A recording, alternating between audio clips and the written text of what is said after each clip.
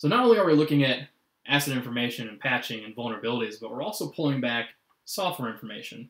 Now, the software dashboard gives you a pretty good picture of what kind of software is installed out there, but it also does another thing.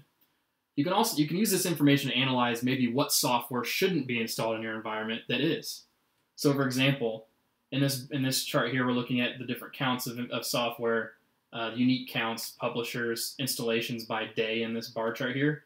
You can see this questionable software visualization here. It's actually showing you the counts of software that has been determined to be questionable. And this is something that's done manually by the user. You can create a list of software that you've maybe seen before in your environment that shouldn't be there, and will actually tell you how many machines that exists on. Over here in this bar chart, we're looking at prevalence of software, so which machines have, which piece of software is the most common in your environment. And then even a data table of unique versions. So when you're doing a patching cycle, when you're reviewing patches, you don't want to have to review patches for 5 or 6 different versions of the same piece of software. So we can actually even show you, hey, there's 15 pieces of this Mozilla service here that we should probably patch to the same version so we don't have so many of them out there.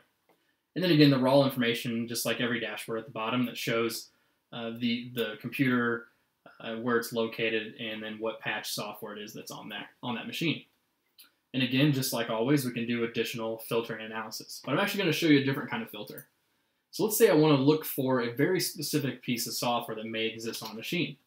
So I can add this name.text filter, and I can say, let's look for Java. Always pick on Java.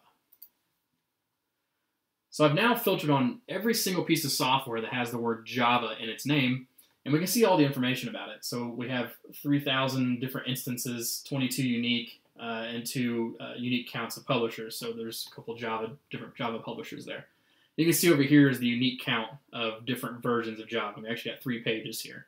But you can see all the different Java 7s and 8s that exist out there in the environment. And then down here at the bottom, we can actually look at the raw list of assets that have that.